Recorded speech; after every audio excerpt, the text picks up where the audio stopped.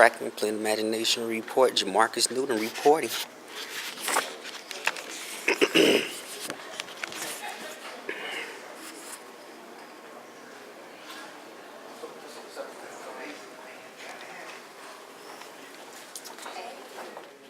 And someone who travels the nation, and she started an organization called the National Alliance for Historic HBCU Libraries.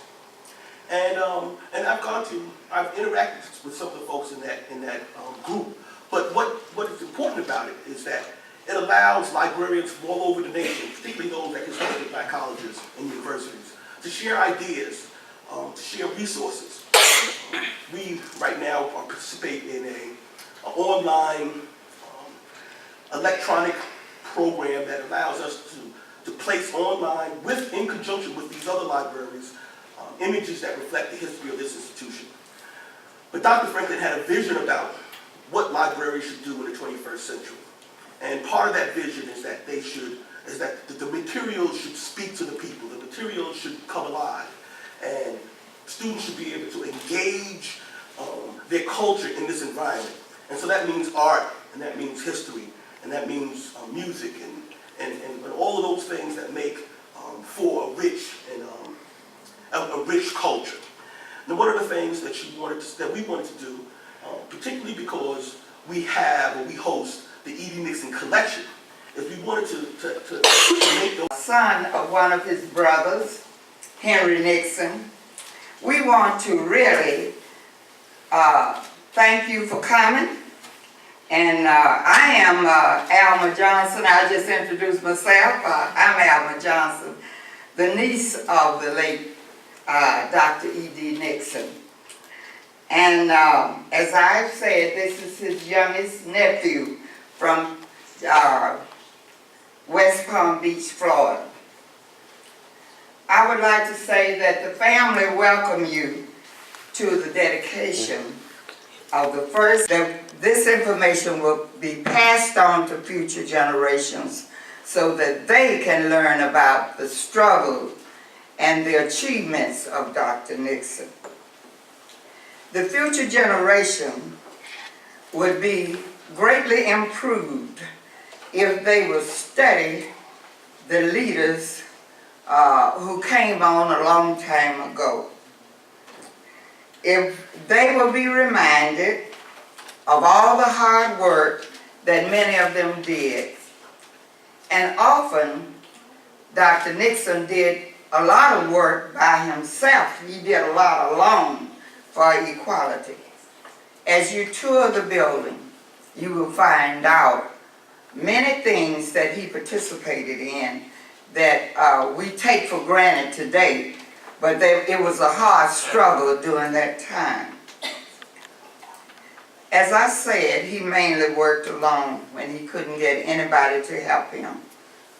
But he kept struggling and struggling for equality, and I'm sure he would be proud to know that this has been brought forth to the public tonight. I'm trying to find some place to put it. So at that time, we didn't have much of a library. We were over at what is now the G.W. Children Library. And there was no space over there for anything. But in 1978, we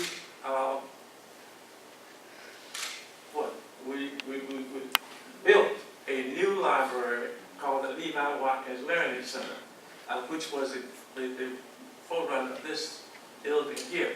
And of course, shortly after that, Dr. Nixon said, I want to put my papers over there in that new library.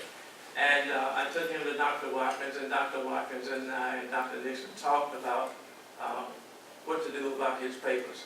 And it was at that time that Dr. Watkins authorized me to go and find an attorney and work up a document which would transfer the papers, the E.D. Nixon papers, to Alabama State University.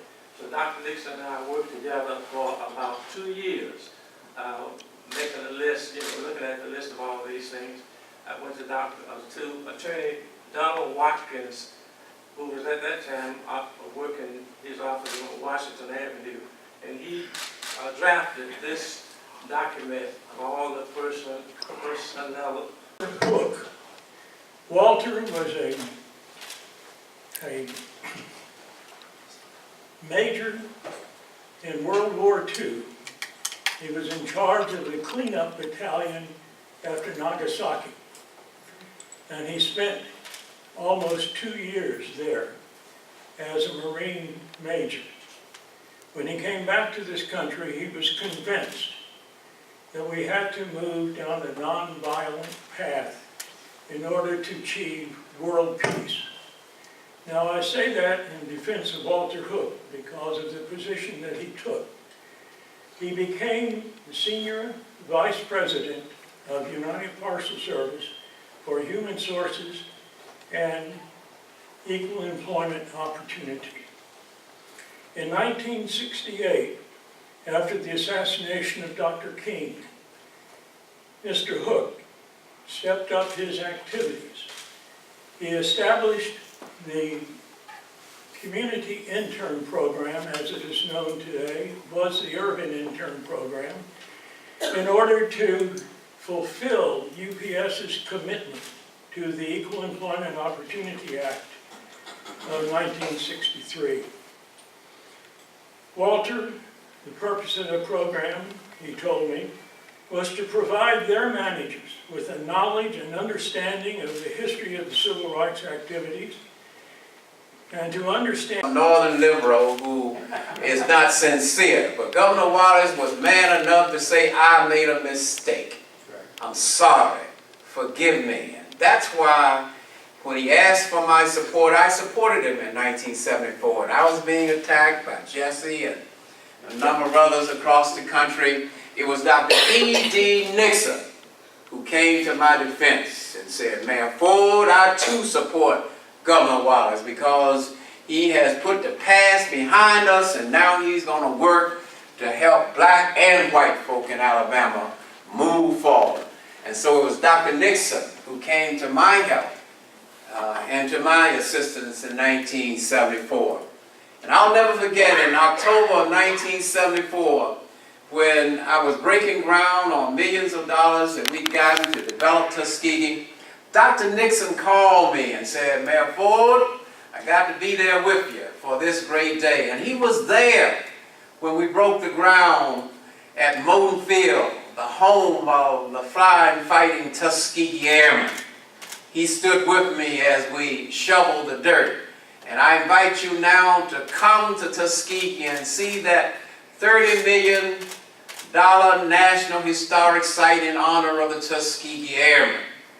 Indeed, it was Dr. Nixon who even played a role in reaching out to Mrs. Eleanor Roosevelt, Alma, when she came to Tuskegee. And because of that visit, when she thought black men could not fly, it was Chief Anderson who took her up and showed her that not only could black men fly, but that they could fly and fight for their country just like anyone else. But it was Dr. Nixon who was even involved in that process. And it was Dr. Nixon who stood up and fought for people right here in Montgomery and in Tuskegee and throughout Alabama and the nation as a Pullman porter.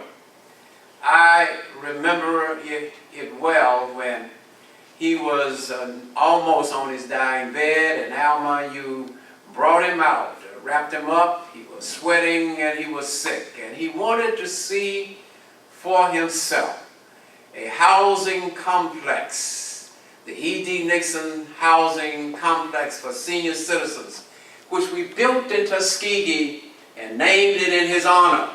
When there were many cities, not even this city, Montgomery, had paused to name a program or a street in his honor. So we named that housing complex and that street in honor of Dr. E.D. Nixon. He came and he saw it. And when he saw it, he said, that's all right, I'm ready. And less than, not very long, he slipped away. But he never needed to be ashamed of what was not given to him, because he gave back much more than anybody could have given to him. A second thing that I want to talk about is his courage. Early on, before the boycott started, when we were here in Montgomery. We were here about 5 months before the boycott started. And already we were hearing stories about him, and the word was out that if you had a problem, go to Mr. Nixon. If you had a problem with the mayor's office, go to Mr. Nixon. If you had a problem with the police department, go to Mr. Nixon. If you had a problem with the fire department, go to Mr. Nixon. There was one person in Montgomery, Alabama, who was recognized by the total black population as the key person in this city.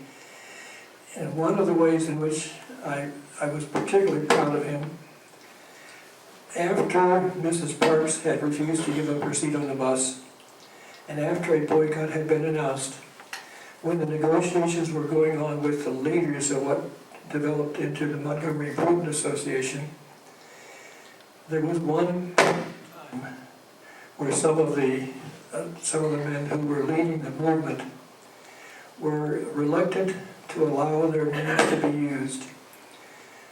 I'm not done already, am I? No. It's the microphone. Okay. You scared me there. Time flies, but I didn't think it was through that fast. But in my mind, looking back on it, there was a danger that this movement could fall apart if people lost their courage and wanted to hide and not allow people to know that they were involved. And it was Mr. E.D. Nixon who said to this group, pastors, well-trained professional men, are we men or are we boys? And I'm convinced that one input from Mr. Nixon changed the course of the bus boycott, changed the course of Montgomery, Alabama, changed the course of the history of the civil rights movement. He was that kind of person. And I was going to ask anybody if they knew about. The next day, Nixon went to H. Randolph. He said, he said, I got something for you. He said, what's that? He said, I got a car. And they donated her car for the porters to sleep in when they needed a break. Otherwise, they had to go to the end of the train and find a place to lay his feet and walk up and down the rails. And most of the time when they got your car in New York, they retired. But that helped to relieve them. He started the union here in Montgomery, Alabama. And Asa Randolph got him to work in the union up there, Steve car porters.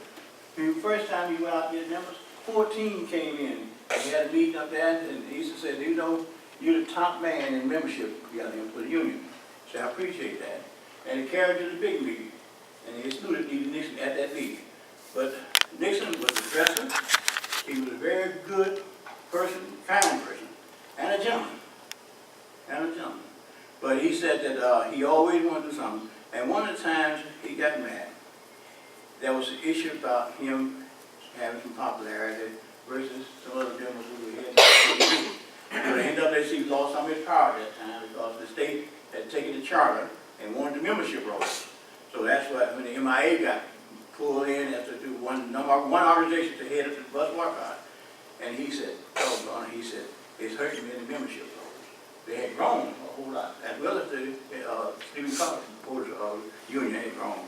But he thought that I'm trying to make my way. I think that's wonderful. Finally, we're doing it.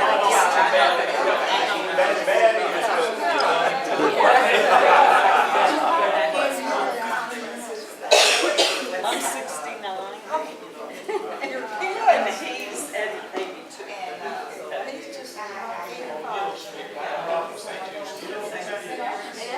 You know what